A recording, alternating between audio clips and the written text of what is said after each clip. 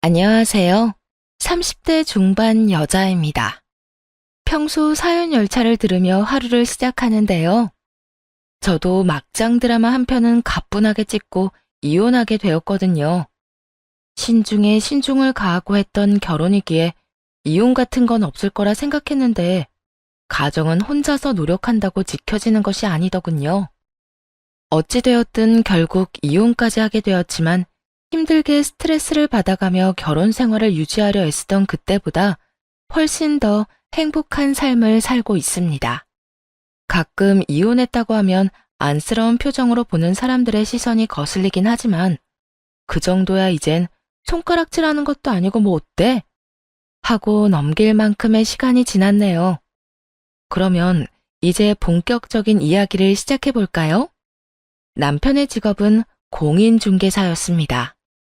처음 만난 것도 제가 혼자 살 집을 알아보다 만난 것이었는데요. 처음부터 관심을 보이던 남편이 먼저 이런저런 이유를 대며 연락이 왔고 1년이란 시간 동안 꾸준히 애정 공세를 보이던 남편과 만나게 되었죠. 그렇게 또 3년의 만남 끝에 결혼까지 하게 되었고 결혼 5년 차에 접어들게 되었습니다. 그때까지도 아이가 없는 상황이었어요. 그 전까진 심하지 않았는데 5년 차가 되니 시댁에서 아이를 가지라는 압박이 들어오더라고요. 저도 점점 조바심이 나기 시작했고 결국 남편에게 병원을 권했어요. 여보, 우리 병원이라도 가보는 건 어때? 병원? 무슨 병원? 어디 아파? 아니, 우리 임신 말이야. 5년을 기다렸는데도 자연 임신이 안 되니까 솔직히 나 불안해. 그러니까 당신이랑 나랑 병원에 가서 검사도 받아보고 도움도 받자. 에이, 병원은 무슨 병원이야. 다 때가 되면 생기겠지. 그리고 나 요즘 바쁜 거 몰라? 고객 만나러 다닌다고 정신없는데 예약 시간 맞춰서 병원을 어떻게 가? 난 전화가 오면 바로 달려가야 하는데. 그렇긴 하지만 나 진짜 불안하단 말이야. 그리고 어머님도 슬슬 애 이야기 꺼내시는데 스트레스가 이만저만이 아니야. 차라리 시간 내서 병원 한번 다녀오면 할 말도 있고 좋잖아. 다음에 시간 맞춰서 가자. 요즘은 나 진짜 바빠서 안 돼. 그리고 우리 엄마는 내가 잘 이야기할 테니까 심각하게 생각하지 마. 당신이나 나나 몸 건강한데 기다리다 보면 생기겠지. 그러니까 괜히 걱정하지 말고 마음 편하게 먹어. 스트레스 받으면 더 힘들다고 하잖아. 그렇긴 한데 어쨌든 병원은 한번 가보고 싶으니까 당신 시간 날 때 말해줘. 제 마음도 모르고 바쁘다며 거절하는 남편에게 서운하기도 했지만 제가 보기에도 바쁜 남편이었기에 더 우길 수도 없는 상황이었습니다. 더군다나 시모에게도 잘 말해주겠다고 하니 그러려니 하려고 했던 것도 있었죠. 하지만 남편은 말을 한 것인지 안 한 것인지 시모가 매일같이 찾아와 괴롭히기 시작하더라고요. 웬만하면 싸우는 걸 싫어하던 성격이라 시모가 찾아와 무슨 소리를 하든 좋은 말로 둘러대며 돌려보내곤 했는데 그날따라 시모는 제 신경을 끈질기게 긁어대더군요. 너 이대로 애도 없이 살 작정인 게야? 결혼한 지 5년이나 됐는데 어떻게 소식 한 번이 없어? 그러게요. 저도 얼마나 애가 타는지 모르겠어요. 노력한다고 하는데도 소식이 없네요. 너 몸이 어디 안 좋은 건 아니니? 병원이라도 가봐야 하는 거 아니야? 딱 그런 눈초리 있잖아요. 내 아들은 아무 문제가 없으니 모든 문제는 너에게 있다고 확신하는 그런 눈초리요. 기분이 확 나빠졌지만 여기까진 참을 수 있었습니다. 우려와 걱정으로 할 수 있는 말이라고 생각할 수 있는 문제였으니까요. 매년 건강검진 받는데 아무 이상 없다고 했어요. 그러니까 그런 걱정은 안 하셔도 돼요. 그러면 도대체 뭐가 문제인 거니? 내가 살다 다른 문제도 아니고 손주 문제로 이렇게 속을 썩을 거라곤 생각도 못했다. 혹시 너 나한테 거짓말 하는 거 아니지? 거짓말이요? 무슨 거짓말이요? 몸에 이상이 있는데 없다고 말이다. 그렇지 않고서야 이렇게까지 애가 안 들어설 리가 없지 않니? 아니에요. 그런 걸 왜 속이겠어요? 어차피 들통날 건데. 하여튼 저희도 노력하고 있으니 조금만 더 기다려 주세요. 계속 기다려도 소식이 없으니까 이러는 거 아니니? 아니, 너희 친정엄마는 도대체 뭐 한다니? 이렇게 애가 들어서지 않으면 약이라도 사 먹이든가 병원이라도 데리고 가든가. 딸 자식이 남의 집 대를 끊어놓게 생겼는데 무슨 노력이라도 해야 하는 거 아니니? 무심한 건지 생각이 없는 건지. 나였으면 지금쯤 죄지었단 마음에 밥도 안 넘어갈 것 같구먼. 사돈은 태연해도 너무 태연하구나. 이때부터 시모는 선을 넘기 시작하더군요. 말로만 듣던 친정 타령을 실제로 듣게 되니 그 기분 참 더럽더라고요. 제가 아이를 갖고 싶지 않아서 그러는 것도 아니고 노력을 하고 싶어도 남편이 도와주지 않으니 정작 답답한 사람은 저 아닌가요? 아무것도 모르면서 만만한 게 친정이라고 저렇게 말하니 폭발하고 말았네요. 어머님, 아무리 그래도 그런 말은 하는 게 아니죠. 내가 무슨 말을 얼마나 했다고 이러니? 친정엄마 이야기요. 다른 건 몰라도 친정엄마를 그런 식으로 말하는 건 절대로 못 참아요. 저희가 애를 못 가지는 건데 왜 엄마가 어머님께 그런 말까지 들어야 하는 건가요? 저희 엄마요. 철마다 그이랑 제 몸에 좋다는 건 다 해다 주세요.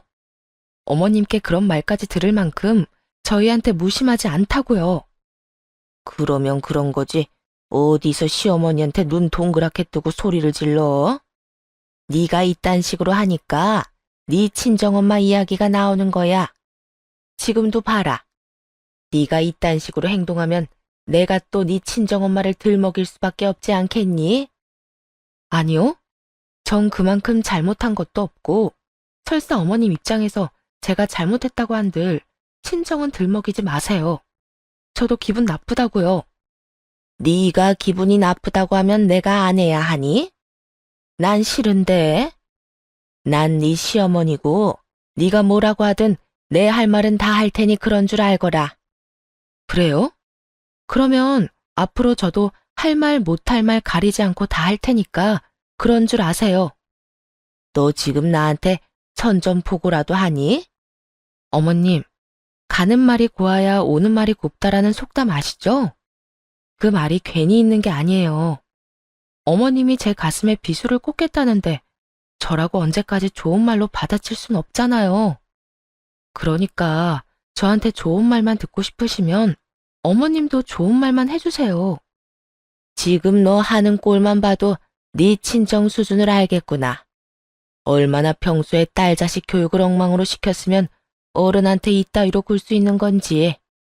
굳이 보지 않아도 내 잘 알겠다.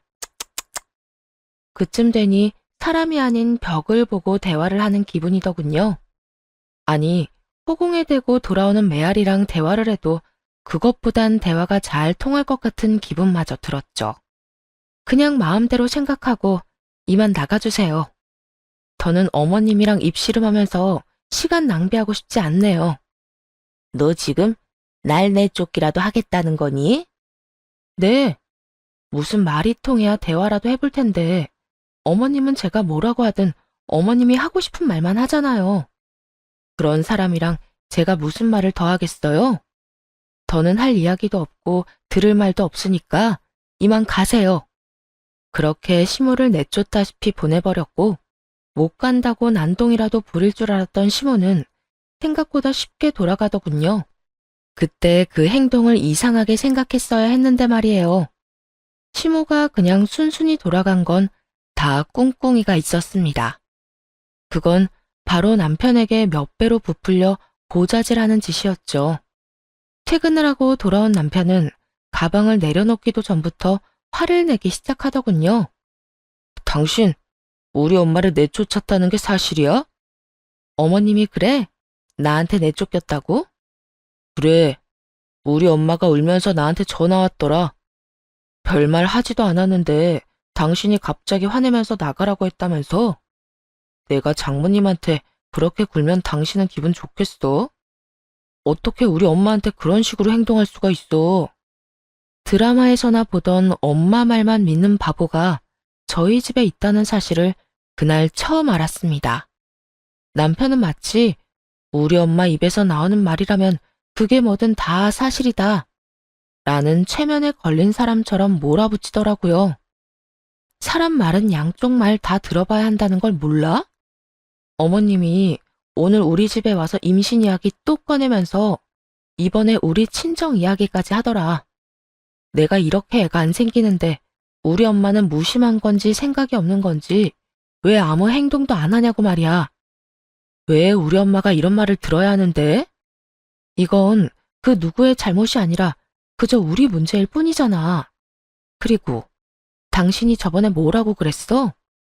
어머님이 그런 이야기 꺼내지 않도록 잘 말한다고 하지 않았어? 도대체 무슨 이야기를 어떻게 했길래 어머님이 또 저러시는 건데? 그게 깜빡하고 아무 말도 못했어. 내가 그럴 줄 알았어. 그런데 있잖아. 당신이 뭐라고 했든 안 했든 어머님이 그런 말까지 하는 건 아니라고 생각해. 난 앞으로도 어머님이 친정까지 들먹이면서 이러시면 오늘처럼 똑같이 가라고 할 거야. 난 몇 번을 생각해도 그런 말까지 들을 만큼 잘못한 거 없다고 생각하니까. 엄마 입장에서 생각해봐. 답답하고 속상하니까 그런 말까지 했겠지. 그냥 어른이 속상해서 하는 말 가지고 그렇게 똑같이 굴어야 속이 편하겠어? 그냥 하는 말이 아니니까 똑같이 구는 거야. 나 속상해지라고 가장 못된 말을 꺼내놓은 거잖아. 진짜 말이 전혀 안 통하는구나. 당신 이렇게까지 꽉 막힌 사람이었어? 당신이야말로. 하여튼 어머님한테 전해. 그런 식으로 굴지만 않는다면 나도 얼마든지 어머님이 원하시는 착한 천사 며느리 돼줄 수 있으니 그 입단속이나 잘하시라고. 8년을 살면서 그렇게 큰 소리를 내며 싸운 일은 처음이었어요. 할 말은 다 했지만 왜인지 찝찝하더라고요. 잘못한 건 없는데 잘못한 듯한 그런 기분이었죠. 그런데 바로 그 다음 날 그런 기분을 날려주려는 건지 시모가 왔더라고요. 남편이 뭐라고 전한 것인지 전날 남편이 지어 보이던 그 표정을 똑같이 하고선 말이에요. 너 내 아들한테도 화내면서 뭐라고 그랬다면서? 요즘 아무리 세상이 변했다고 하지만 시집와서 애 하나 못 낳는 것이 어디 남편한테 큰 소리를 쳐? 시모가 한번 입을 열었을 뿐인데 미안한 마음은 눈 녹듯이 사라지고 절대로 이 싸움에서 지면 안 된다는 생각만이 가득 찼어요. 아기는 어디 하늘에서 뚝 떨어지나요? 가지고 싶어도 어머님 아들이 협조를 안 해주는 걸 어떻게 해요? 이제 내 아들 핑계를 대겠다 이거야? 핑계가 아니라 그게 현실이에요. 자연 임신이 힘드니까 병원에 가보자고 해도 한사코 싫다고 난리라고요. 거기에다 날마다 바쁘다고 새벽에서나 집에 들어오는데 무슨 수로 애를 만드나요? 그렇게 손주가 가지고 싶으시면 저 말고 어머님 아들한테 말하라고요. 그걸 왜 내 아들 탓을 하니? 그게 다 네가 집에서 제대로 남편 보필을 못하니까 남자가 밖으로 놔두는 건 모르니? 하다 남편이 늦는 것도 제 탓이 되는 걸 보며 저는 무슨 말을 해도 제가 죄인이 될 것 같더라고요. 그래서 그 자리에서 바로 남편에게 전화를 걸었네요. 당신이 대답해봐. 우리 안 들어서는 게 다 나 때문이야? 갑자기 전화해서 그게 무슨 말이야. 알아들을 수 있게 말을 해봐. 지금 집에 어머님 또 오셨는데 당신이 매일 바빠서 새벽에 들어오는 것도 내가 당신을 보필 못해서 당신이 밖으로 놔두는 거라고 하시잖아. 그러니까 당신이 대답해봐. 당신 일 바빠서 새벽에 들어오는 것도 내 탓, 우리가 임신이 안 되는 것도 다 내 탓이냐고. 그렇게 언성은 점점 더 높아지고 있었고 남편의 대답만을 기다리던 그 순간이었어요. 오빠, 빨간불. 얼른 차 세워. 오. 웬 여자 목소리가 들리더니 외마디 대답과 함께 끊겨버린 전화. 이건 또 무슨 상황인가 싶더군요. 남편에겐 여동생이 없었고 사무실에도 또한 여자 직원은 없었어요. 남편에게 오빠라고 할 만한 여자는 제가 알기론 없다는 뜻이었죠. 그런데 오빠라니 머릿속으로 5만 가지 생각이 다 오가더라고요. 충분히 머리가 복잡한데 시모까지 옆에서 한몫하기 시작했죠. 내 아들이 뭐라고 그러니? 다 네 잘못이라고 하지? 네 표정을 보아하니 굳이 대답 같은 건 듣지 않아도 알겠다마는 그러게 무슨 좋은 소리 듣겠다고 전화까지 해서는. 제가 지금 정신이 하나도 없어서 그러는데 일단 좀 가세요. 뭐? 너 지금 날 또 내쫓겠단 말이니? 지금은 그냥 권하는 거지만 제가 좋은 말로 권할 때 안 가면 아마 내쫓기지 않겠어요? 그러니까 예의 차려서 가달라고 할 때 어머님 두 발로 나가주세요. 이게 보자 하니까 시어머니 보기를 뭐로 보는 거야? 내가 네가 오라고 하면 오고 가라고 하면 가는 사람인 줄 알아? 네가 이러니까 네 친정 부모님들이 욕먹는 거야. 알아? 제가 잘하나 안 하나 저희 부모님 욕할 거 다 아니까 그냥 좀 가세요. 제가 지금 머리가 터질 것 같아서 그러니까. 결국 시모는 제 손에 쫓겨나게 되었고 차분히 상황을 정리하기 시작했네요. 그런데 아무리 정리하려고 해봐도 정리가 되지 않더라고요. 남편의 서재, 노트북 등 집안에 있는 모든 물건을 다 살펴봐도 아무것도 나오지 않았고 점점 더 혼자만의 상상에 빠지고 있었어요. 그렇게 남편놈을 기다리고 있는데 새벽에나 들어오던 남편놈이 그날따라 8시도 되기 전에 들어오더군요. 애써 태어난 척하고 있긴 하지만 그 모습이 더 수상했고 남편을 추궁하기 시작했죠. 그렇게 전화를 끊었으면 다시 전화해서 무슨 상황인지 설명 정도는 해줘야 하는 거 아니야? 어? 아, 그거 별거 아니었어. 별거 아닌 게 아니던데? 지금 혹시 내가 뭘 어디까지 들었나 싶어서 떠보는 거면 그만둬. 오빠 빨간불! 다 들었으니까 얼른 상황 설명이나 해. 별거 아니었단 그딴 말 집어치우고. 당신 지금 오해하고 있는가 본데 나보고 오빠라고 하던 게 아니었어. 당신이 전화했을 때 고객이랑 같이 있었어. 신혼부부였는데 그 예비신랑이 자기 차 타고 다니고 싶다고 하길래 고객 차 타고 가다가 빨간불이라 예비신부가 놀라서 자기 신랑한테 소리 질렀던 거야.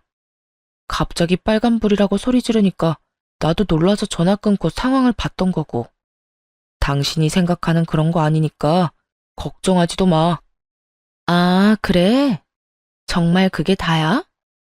그럼. 또 혼자 오해하고 머릿속으로 드라마 한 편 찍은 눈치인데 절대 그런 거 아니니까 나 믿어. 전화통화 속에서 남편을 제외한 남자의 목소리는 들리지도 않았지만 그렇다고 하니 믿을 수밖에 없었죠. 의심스럽긴 하지만 이렇다 할 증거가 없었으니까요.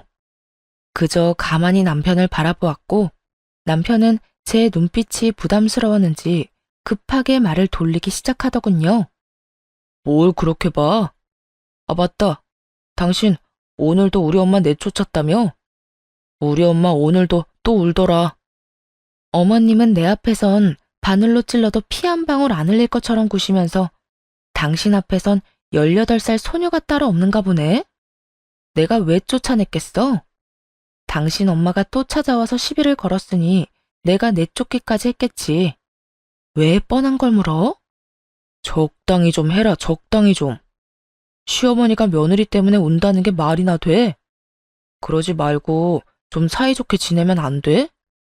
그걸 왜 나한테 물어? 당신 엄마한테 가서 물어봐봐. 나하고 사이좋게 지낼 생각 없냐고 말이야. 혹시나 그럴 생각 있으면 찾아와서 시비 걸지 말고 친정 이야기 좀 하지 말라고 전해줄래? 어머님이 그 2가지만 하지 않아도 이 집에서 쫓겨나는 일은 없을 텐데 말이야. 당신이 이따위로 구니까 우리 엄마가 그런 이야기를 하는 거야. 당신이 먼저 좀 살갑게 굴어주면 우리 엄마가 미쳤다고 그런 말까지 하겠냐? 내가 살갑게 굴든 말든 어머님은 늘 한결같이 날 못 괴롭혀서 안달이셨어. 자세히 알고서 나한테 따지고 들어. 무조건 어머님 곡소리에 넘어가서 이러지 말고.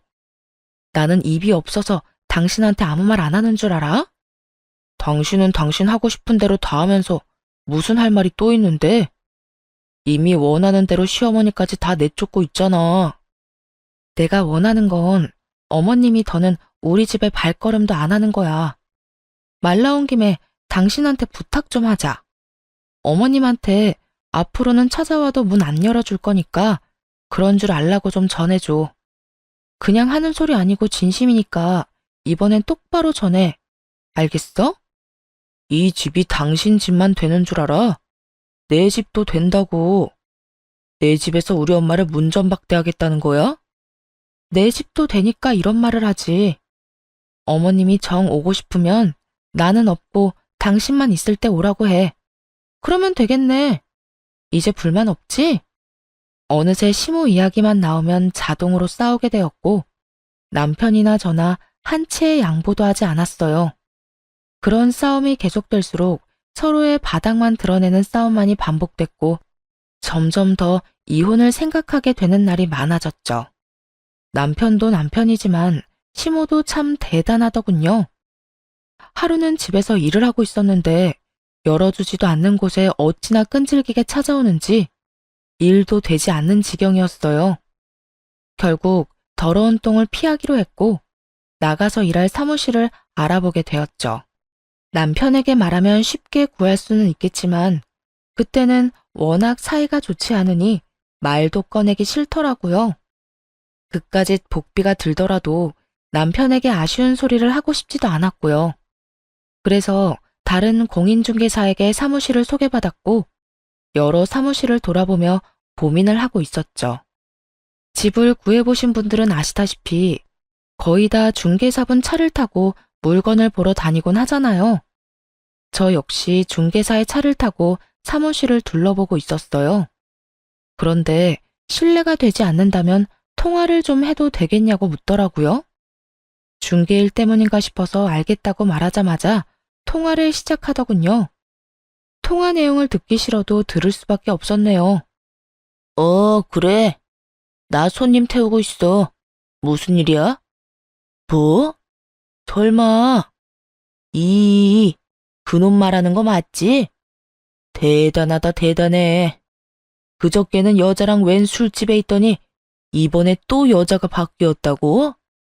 와, 또 20대야? 하긴 원룸 알아보는 애들이 거의 젊은 애들이니까 꼬시기도 쉽겠지. 그런데 결혼도 했다고 들었는데 어떻게 그딴 짓을 하고 다니냐? 하여튼 그놈은 여자 문제로 유명하다니까. 오죽했으면 다른 동네에도 그 번호 아냐고 물어보더라. 도대체 뭐 하는 놈이냐고. 하여튼 나중에 만나서 이야기하자. 그래, 나중에 연락해. 다른 지역은 어떤지 몰라도 남편이 일하는 지역 내에서는 어디 부동산이 아닌 차량 번호로 중개사를 칭하는 경우가 있다는 걸 익히 들어 알고 있었어요. 그리고 저 중개사분이 혀를 내두르며 욕하는 남자가 다른 사람이 아닌 제 남편이란 사실도 알게 되었죠.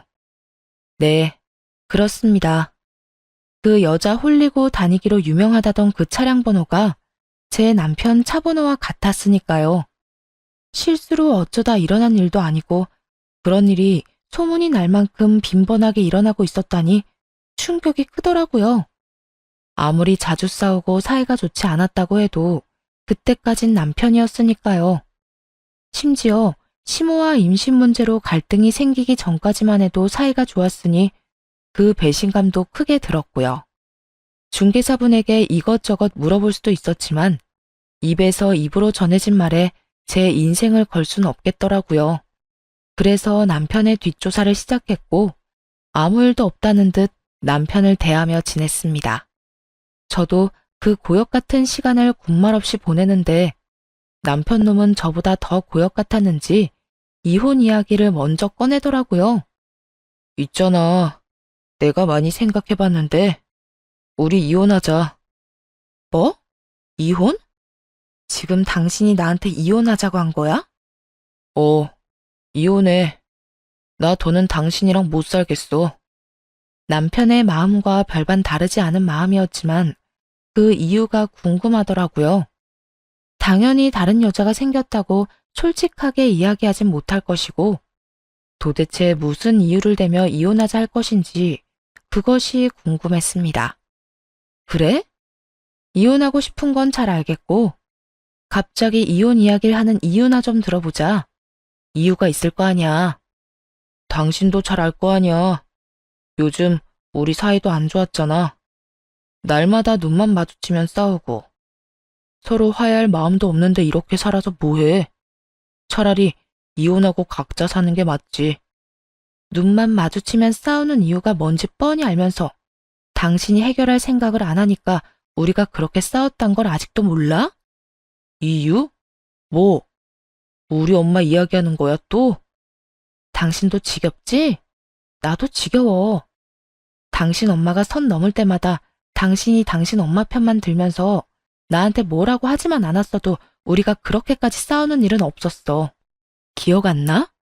어머님이 우리 사이에 끼어들고 난 뒤부터 우리 싸우기 시작한 거. 당신이 이러니까 내가 이혼하자고 하는 거야. 당신이 우리 엄마를 무시하는 것도 모자라 반성하는 기미도 보이지 않으니까. 어떤 남자가 자기 엄마한테 함부로 구는 여자랑 살고 싶겠어? 아, 그래서 이제 와서 이혼하자고 하는 거야? 요즘엔 당신 엄마랑 부딪히는 일도 당신이랑 싸우는 일도 없었는데 이렇게 갑자기? 다른 이유가 있는 건 아니야? 나한테는 말 못할 그런 이유 말이야. 그런 이유가 어디 있어. 당신은 갑자기라고 생각할 수도 있겠지만 난 오래 고민하고 한 이야기니까 이혼해. 당신이 붙잡는다고 해도 난 당신이랑 살 생각 없어. 소송이라도 할 거니까 그런 줄 알아. 당신이 큰 착각을 하는가 본데 난 잘못한 게 하나도 없어서 당신이 소송 건다고 해도 이혼은 할 수가 없어. 당신이 잘못한 게 왜 없어? 시어머니를 무시했는데. 내가 아무 이유 없이 무시했다면 이혼 사유가 되겠지. 그런데 법원 가서 우리가 있었던 일 말하면 할 만한 일을 했다고 다들 말할 거야. 그래서 나랑 이혼 못 해주겠다는 이 뜻이야? 구질구질하게 매달리기라도 하게? 그럴 리가 있겠어? 그냥 현실을 말해준 것뿐이야. 나도 당신이랑 이혼할 거야. 마음 떠난 사람 붙잡고 있어봤자 뭐해. 그래, 하자 이혼. 정성껏 준비했을 이혼 사유도 잘 들었고 100% 외도 증거가 있을 거라 확신했기에 저 역시 이혼은 하자고 했네요. 남편은 제가 좀 더 격하게 난리라도 피울 것이라 생각했는지 순순히 이혼하자고 하자 놀란 눈치더라고요. 남편이 멍하니 있는 사이 남편의 짐을 싸 건네주며 이렇게 말했어요. 자, 짐. 이 집에서 나가 당장. 내가 왜 나가야 하는데? 나가라면 당신이 나가. 지금 이혼 급한 사람이 나야? 당신이잖아. 그러면 내가 원하는 대로 해야 하는 거 아니야? 지금 내 기분 나쁘게 해서 당신한테 이로울 게 있다고 생각해? 그니까 내가 이 집에서 안 나가면 이혼을 안 하겠단 이 말이야? 말귀 잘 알아듣네. 이렇게 잘 알아들으면서 이때까진 왜 그랬대? 하여튼 이 짐 가지고 지금 나가면 나도 이혼에 성심성의껏 최선을 다할 거고 그거 아니면 당신이 말한 대로 구질구질하게 굴 거니까 당신이 선택해. 남편 놈은 그 와중에 고민까지 하더라고요. 전 그저 그 상황을 즐기며 남편을 관찰했고 고민을 마친 남편은 짐을 들며 이렇게 말하더군요. 일단은 내가 나갈 테니까 이혼 가지고 구질구질하게 굴지 마. 난 당신이랑 하루라도 빨리 이혼하고 싶어서 이렇게 집까지 나가는 거니까. 걱정하지 마. 나도 서둘러 준비해서 이혼해 줄 테니까 기대해도 좋을 거야. 그렇게 남편은 집을 나갔고 며칠 뒤 왜 남편의 입에서 이혼 소리가 왜 나왔는지 그 이유를 알게 되었습니다. 남편이 유부남이란 걸 모르고 만났던 다른 여자들과는 달리 지금 만나는 상간녀는 남편이 유부남인 걸 아는 상태에서 임신까지 해버렸다고 하더군요. 다정하게 산부인과를 오가는 사진도 받아보게 되었죠. 한동안 집에도 오지 않고 조용하던 시모도 이 모든 상황을 알고 있었나 보더군요. 상간녀와 왕래하고 지내며 임신한 며느리 대접을 제대로 해주고 있었으니까요. 사진마다 시모의 입이 귀에 걸려 내려올 생각을 안 터군요. 배신감이 느껴졌냐고요? 아니요. 저딴 인간들에게 배신감이란 감정조차 사치라고 느껴지더라고요. 그저 복수의 칼날을 갈며 본격적인 이혼을 준비하기 시작했습니다. 그렇게 이혼을 준비하고 있는데 흥신소에서 연락이 왔고 시댁의 상간녀까지 다 모여있다는 이야기를 듣게 되었어요. 곧바로 시댁으로 향했고 알고 있던 비밀번호를 누르고 들어가니 성미도 급한 세 사람은 일찌감치 아기용품을 한가득 사두고 하하호호 웃음꽃이 폈더군요.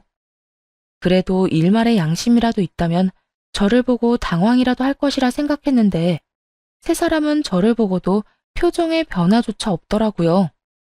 그 모습이 얼마나 당당한지 남들이 보면 이미 이혼하고 재혼까지 마친 상태로 알 정도였죠. 어머, 오빠. 저 여자가 오빠랑 같이 살던 여자 맞지? 맞아. 자기는 쳐다도 보지 마. 아기한테 안 좋아. 무섭긴 하다. 그러게. 이렇게 잘난 남편을 가졌으면 잘 관수했어야지. 이제 와서 저렇게 쳐다보면 뭐가 달라지나? 굳이 설명 안 해도 알겠죠? 저 임신했어요.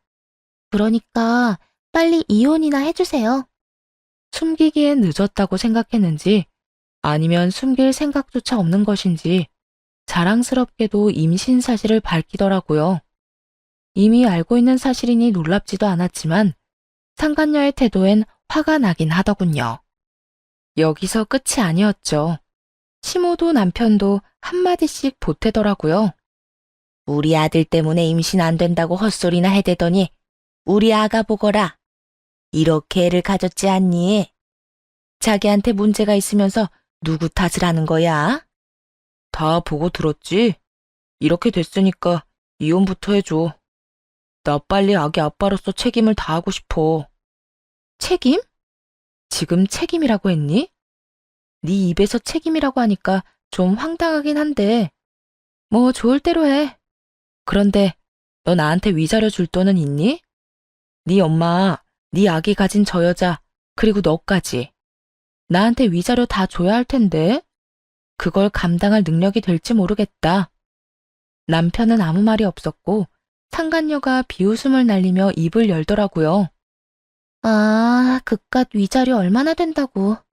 잘 알 거 아니에요. 우리 오빠 능력.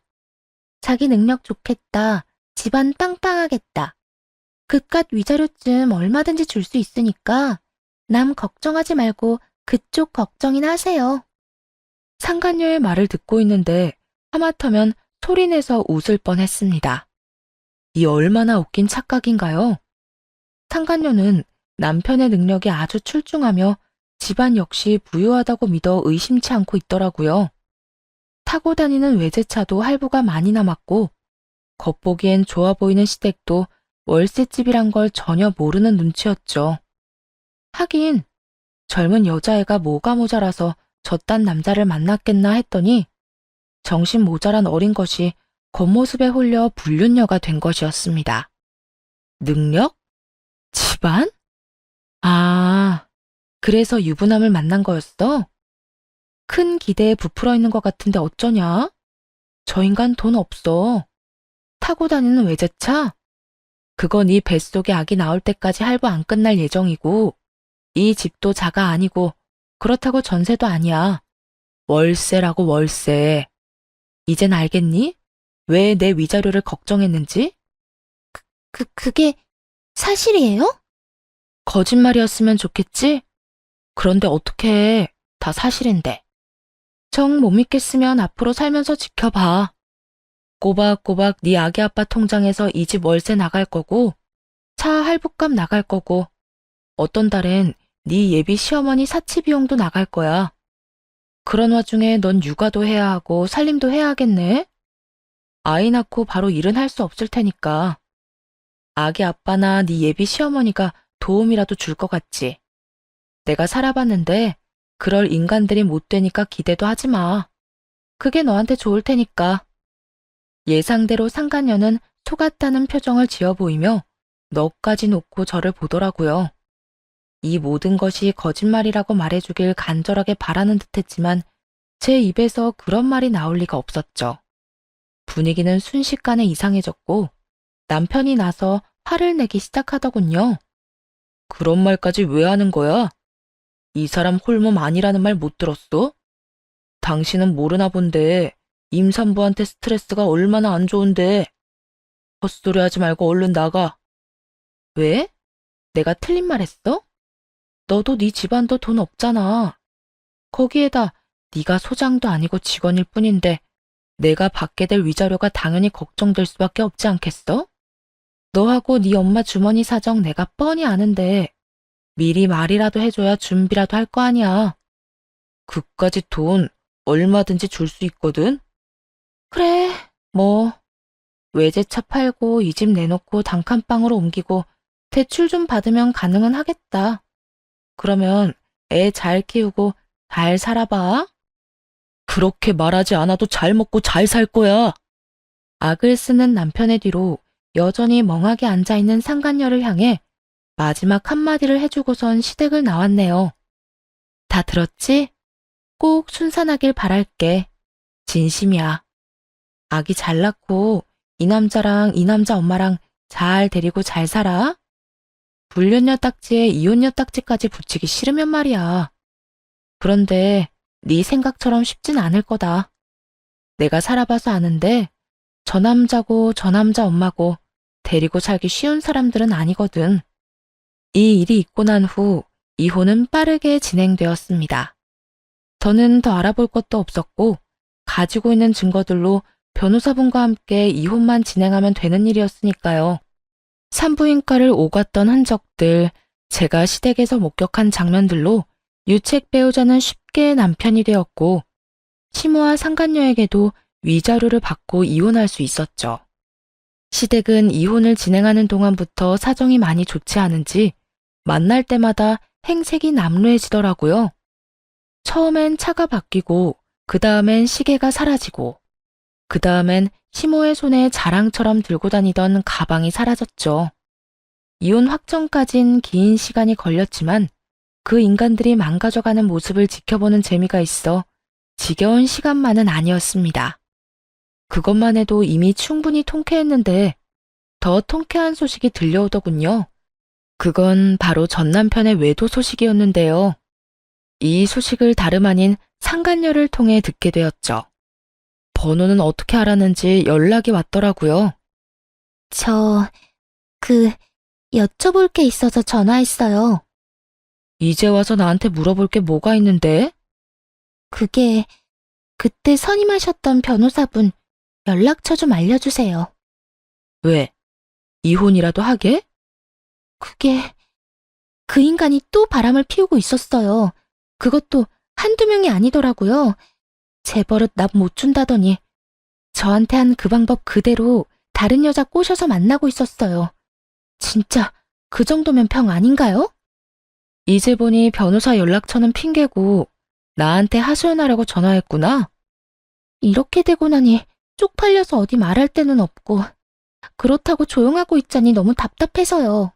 그 인간 휴대전화 뒤져서 그쪽 번호 알아냈어요. 그쪽은 내 마음 이해할 거 아니에요.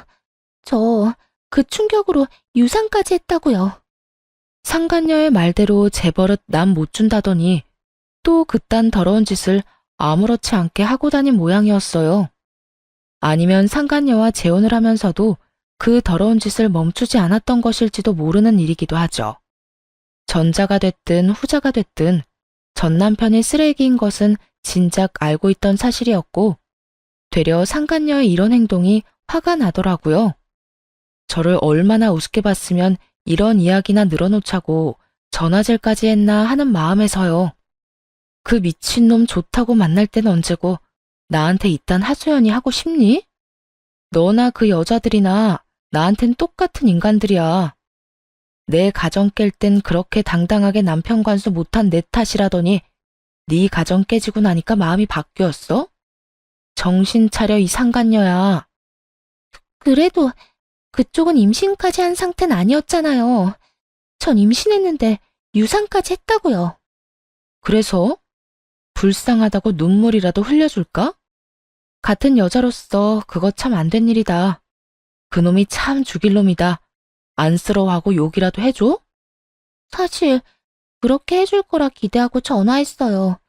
그쪽도 당한 것이 있으니까 내가 이런 일을 당했다고 하면 날 안쓰러워하진 않더라도 같이 욕 정도는 해줄 줄 알았다고요. 넌 진짜 내가 우스운 모양이구나. 나 너랑 잠깐 좀 싸운 친구 아니고 내 남편을 너한테 뺏긴 여자야. 우린 같은 처지가 절대로 될 수 없다고. 그러니까 이런 하소연은 나한테 하지 말고 네 친구한테나 가서 해. 알겠어? 그렇게 전화를 끊은 후 상간녀는 열을 받긴 많이 받았는지 전 남편의 사무실로가 다 뒤집어 엎어버렸다고 하더라고요. 저에게 받은 모욕과 멸시를 받고는 지 남편의 사무실로가 난동을 피운 것이었죠.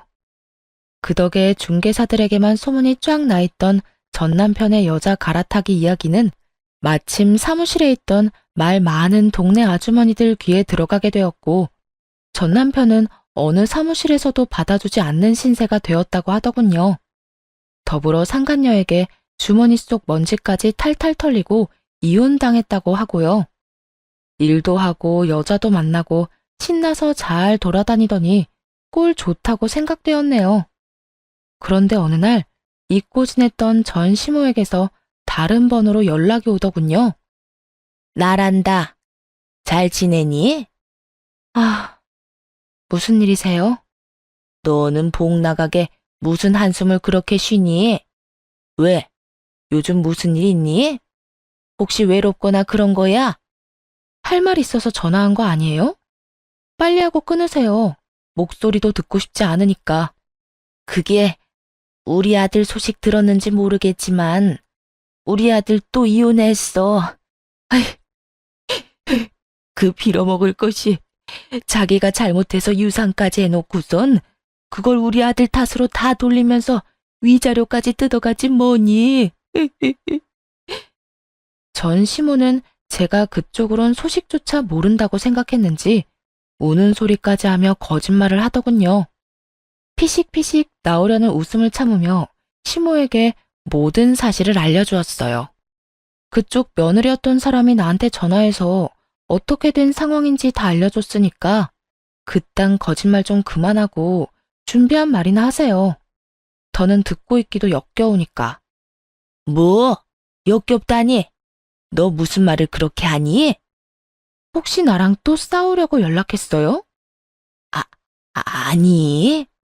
내가 순간적으로 또 흥분을 했네. 미안하구나. 내가 전화한 용건은 다른 게 아니라 우리 아들 다 잊었나 해서 전화했다. 너희가 그래도 10년 가까이 서로 정답게 만나고 살아왔는데 너도 사람이라면 미련이 남아있진 않을까 해서 말이다. 뻔뻔한 것은 알고 있었지만 이 정도일 거라곤 생각도 못했습니다. 감히 저에게 그 세월을 언급하며 미련이란 단어를 꺼낼 거라곤 생각도 못했으니까요. 차라리 제발 내 아들과 살아달라고 매달렸다면 그렇게까지 화가 나진 않았을 텐데 말이에요. 이렇게 뻔뻔하게 나오니 이혼할 때보다 더 화가 나더라고요. 아줌마, 정신 차려요. 감히 나한테 내 젊은 날의 세월을 들먹이면서 미련이란 말을 하고 싶어요? 그리고 사람이라면이라고 했어요? 아줌마야말로 사람이라면 나한테 이런 전화하면 안 되죠. 어디 위자료 뜯길 대로 다 뜯겨서 거지 다 된 아들을 들이밀 생각을 해요? 뻔뻔해도 정도가 있지. 그 뻔뻔함이면 어디 가서 구걸을 해도 먹고 살 테니 나한테 이러지 말고 다리 위에 가서 구걸이나 하면서 사세요. 뭐야? 너 지금 구걸이라고 했니? 우리 상황이 아무리 힘들어졌다고 해도 네가 감히 나한테 어떻게 그딴 말을 해? 나니까 이런 말까지 하는 거예요. 당한 게 워낙 많으니까 이런 말까지 하는 거라고요. 그러니까 더 험한 소리 듣기 싫으면 이딴 전화하지도 마세요. 본인 전화 차단했으면 그 뜻을 알아차려야지. 스토커도 아니고 번호까지 바꿔서 전화하는 건 또 뭐야? 한 번만 더 전화해서 헛소리하면 경찰에 신고해서 무슨 수를 써서라도 콩밥 먹게 해버릴 테니까 그런 줄 알아요.